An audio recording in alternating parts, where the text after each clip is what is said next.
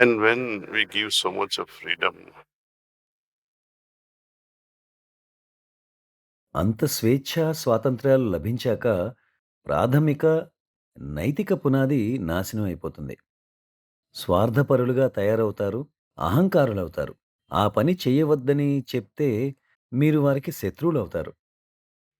there's another reason why they want to run away from families. కుటుంబం నుంచి దూరంగా పారిపోవడానికి వారి విపరీత స్వార్థపరత్వమే మరొక కారణం. కొంతవరకు పెద్దలను కూడా ఇందులో నిందించాలి. We end up buying them all kinds of fancy things.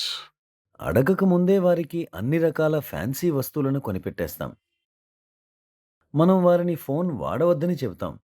మనం వాడుతూనే ఉంటాం. నిద్రించే ముందు ఫోనుని దిండు కింద పెట్టుకుంటాం. How are you going to convince them not to use the phone? If adults begin to somehow display a lifestyle is pure and simple, I was saying pakis and sadgi. మరి వాళ్ళని వాడవద్దని ఎలా ఒప్పించడం? స్వచ్ఛమైన, సరళమైన జీవన ప్రమాణాల్ని ఎలాగో నెలకొల్పినప్పుడే పెద్దలు పిల్లల్ని భజన కానీ, నమాజ్ కానీ, లేదా ధ్యానం కానీ ఇంట్లో కలిసి చేయడానికి వారిని ప్రోత్సహించాలి. అటువంటి వాతావరణాన్ని సృష్టించినప్పుడే వారు నేర్చుకుంటారు. ఒకరోజు పిల్లలు బయట ప్రదేశానికి వెళ్ళాల్సి వచ్చినా, ఇంటి వాతావరణం miss అవుతున్నామని అనుకోగలగాలి. Oh, I'm missing that atmosphere. Let me go back home.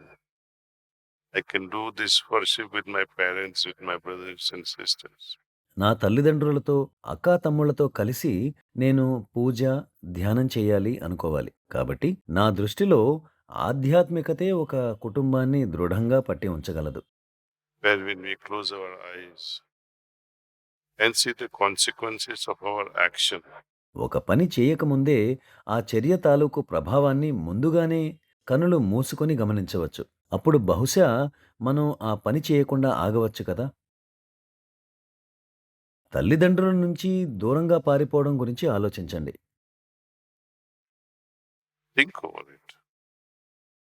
And this is not just today. Sometime in 1948, ప్రస్తుతం అనే కాదు, 1948వ సంవత్సరంలో మా గురువర్యులు ఒక అభ్యాసికి ఉత్తరంలో ఇలా రాశారు. కొత్త కోడలు మెట్టినింటికి వచ్చేటప్పుడు ప్రధాన సమస్య ఇరువైపులా ఉంటుంది.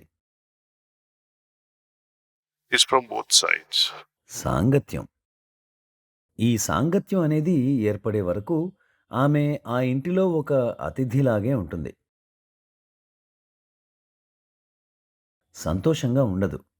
So, अपनापन establish करना है from both sides. అన్యోన్యత ఇరువైపుల నుండి పెంపొందాలి. ఈమె నాకు కోడలు మాత్రమే కాదు, కూతురు కూడా అని అనుకోవాలి. అలాగే కోడలు కూడా ఈ కుటుంబం ఇక నుంచి నాది అని అర్థం చేసుకొని ప్రేమించాలి.